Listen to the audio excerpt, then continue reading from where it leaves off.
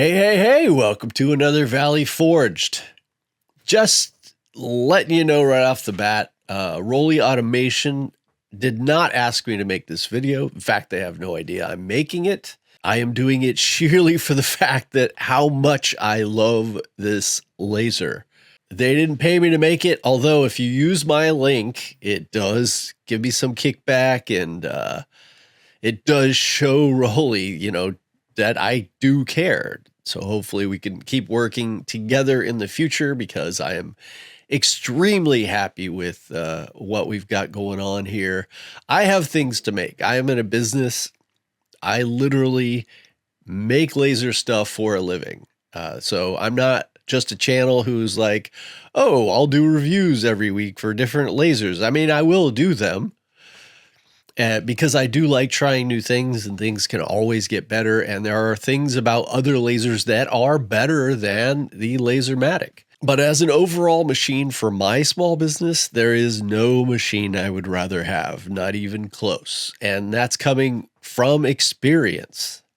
So I'm going to start right off in this video. I'm going to tell you the biggest problem with the LaserMATIC, and I have the 30-watt version. That's the one that I would recommend. If you could only afford the 20, I get it.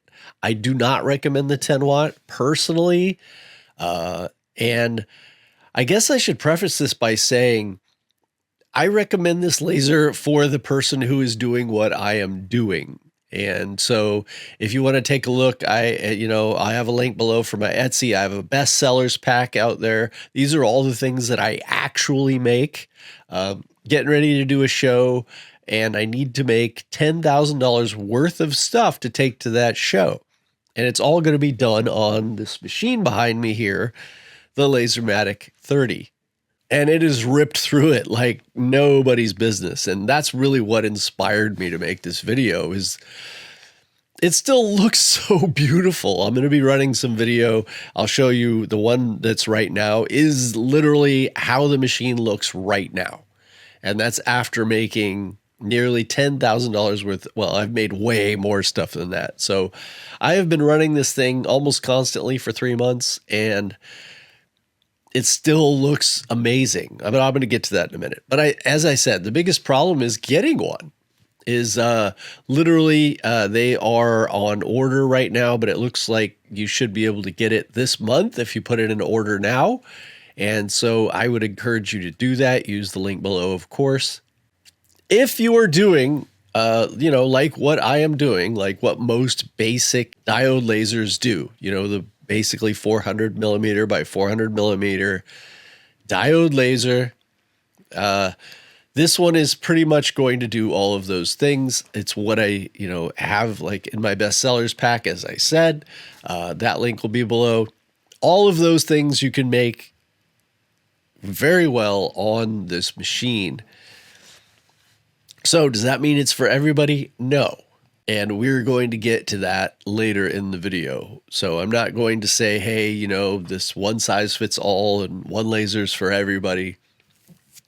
No, I don't think that. But I would say for the majority of the people that are looking to get a laser, this would be a great choice. Now, if you're going to be primarily doing metal, then no, this wouldn't be the laser for you. If you were primarily going to need something portable, this wouldn't be the laser for you, etc. So, there is that. But let's get into what I like, and then I'm going to talk about the things I don't like, because as I said before, it's not perfect. What I like right off the bat is it works. It just works. I have yet to have it not work. And that's kind of the big deal when you're trying to run a small business with a laser. You can't really take a lot of chance like, oh, the laser goes down every week, or you have to, even that stress, the stress of, hey, if this thing goes down, am I going to be able to, because you have to pay for these shows or whatever you do, and you buy the wood and all these sorts of things. You pay ahead of time.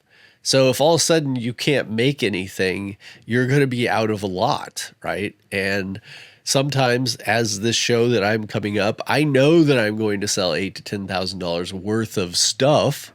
So it's a commitment. So yeah, just I do have a backup laser. A lot of people cannot afford to have that. I'm very, very fortunate. No laser out there is going to be perfect. Of course it can break. Of course it can go down. But I would trust this one more than any other diode laser that I've seen to not break down when I need to get something done. So that's the thing I like the most, because I am a business. I like that it's very precise at higher speeds. And that's, say, like, I really liked my long array 520 watt, but anything over like 3,000 or 4,000 millimeters per minute, it just started making squiggly lines. It didn't look that great, but it was a workhorse. It did a lot, but there's no way that I could make production level amount of things with it because I just couldn't do them fast enough.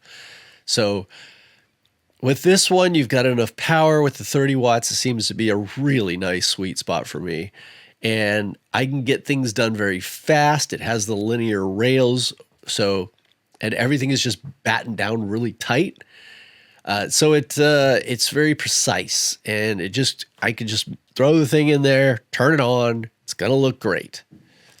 Now, yes, it does have a 10-watt switch that you can use to, do better engraving or whatever. I never use it. All my settings are set for my 30 watts. I don't even want to mess with it. I do not do primarily engraving. It's nice that it has that for all of you out there that want really precise engraving. You can do that. It's just not something that I do.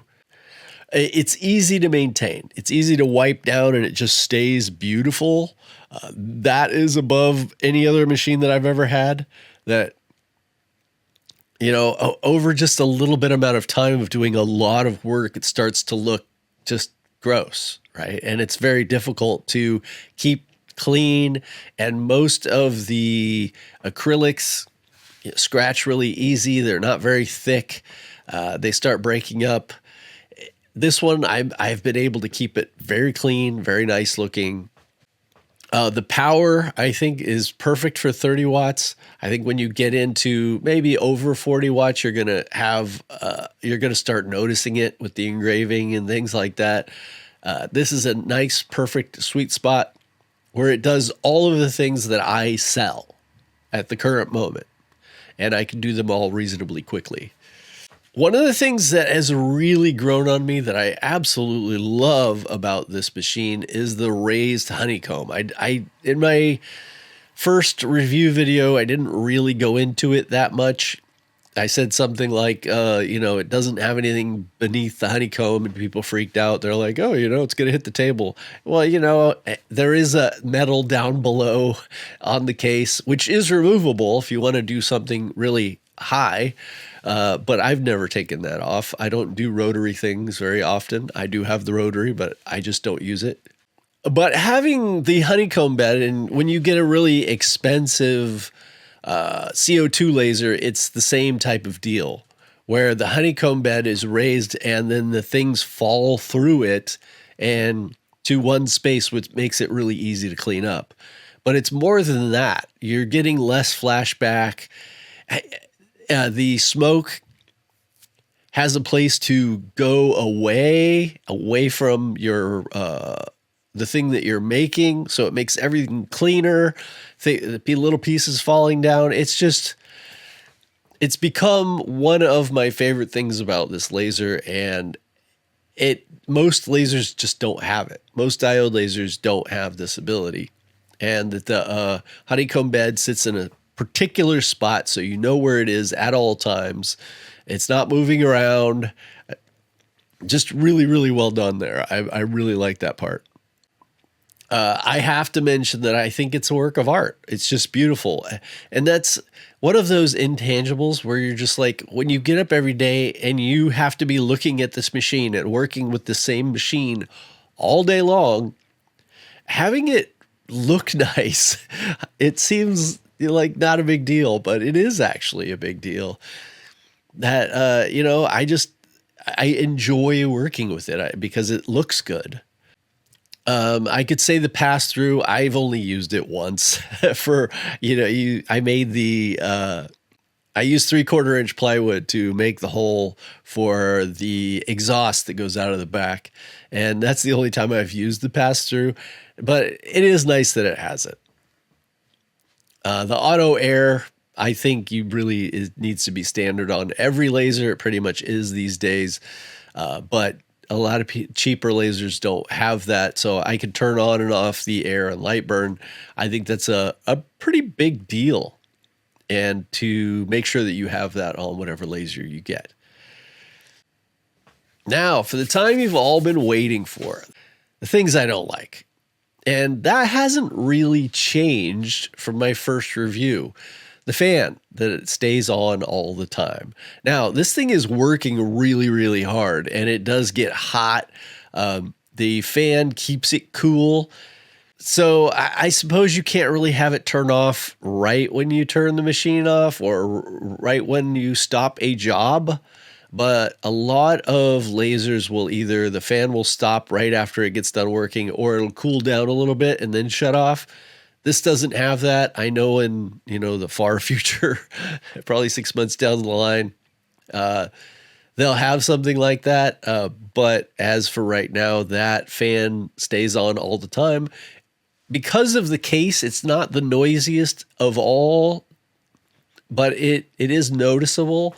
And I've gotten more used to it, but I still would prefer if once a job's finished that the fan on top of the laser would just shut off automatically. Kind of like the air, right? When you're not using it, it's not on. The only other really, I guess I could find a couple other nitpicks. Bed size, there are times where I wish I could do something bigger. It's not that often, but the fact is then I would have to have a bigger space. You can see it's right behind me, all lit up pretty, but I unplugged the fan just for this video. So, but it is a gorgeous machine. But yes, if I know they're coming out with a larger version, it's a really tough one because you're going to pay a lot of extra money probably. And are you really going to use it very often? Probably not. I would use it maybe, a couple of times a month. But I think it would be nice to have just, a bigger space for times that you want to do bigger things that literally are bigger things, not things that go through a pass through, but things that you need to make big, like a stove cover or something like Clack Shack would make. I guess the other thing is the camera. I never use it. I got it all perfect, and then, messing around and pushing things, I knocked it out of whack again. And I was like, I really don't want to bother. And half the time the module is blocking it anyways. It's not actually perfect around the corners. It's good. It's, hey, all laser cameras are kind of about the same. I just don't find myself wanting to calibrate it again. So that's not something that's really affected me much. I'm trying to think of anything else that I could say that I don't like about it. I can't think of anything else off the top of my head. And again, I'm using this all the time. So if there was anything that bothered me, it would come up. And that's the important thing about doing a 3-month review, maybe a 1-year review. I'm just going to continue just because, you use a machine for 5 days or something. You're not going to catch everything. You're not going to have to do all the maintenance, and you're not going to run into a lot of issues that your laser might have. So I think it's important to do that. If anything comes up, I will certainly tell you. This is going to continue to be my work machine for however long until Roly Automation comes out with a new machine, I'm guessing. But I will continue to review other machines and let you know, compare them. I think for a lot of people out there, this might be too expensive to get started. There are other lasers out there that are less expensive that you can at least get started. And I will be bringing those up when they come up. But if you are looking to start a small business, I think this is a great way to begin. And then once you get to a level where instead of needing to make $10,000 worth of product every 3 months, you need to make it every 2 weeks, then you're probably going to have to go to a larger CO2 laser like a Thunder laser or something like that. But at that point, you will understand so much more about your business, what you make, why you make it, and how much space you're going to need and all these sorts of things. And then you can make that proper decision. But at least you're not out 20 grand and find out, hey, I can't really do this. Starting a laser business is not a get rich quick scheme. So it is going to take you some time. So ramp up, don't get too far into debt. Learn your craft, all these sorts of things I'll be going over in other episodes. I hope that you let me know how it works out for you. And of course, go over to Etsy, get my bestsellers pack. It's a perfect start for making all of the things that I actually sell. And then you can start your small business, add some things that you like to do. And again, keep me posted. Let me know. That's my 3-month review. I love the machine. It's amazing. And I will see you in the next one. Love y'all.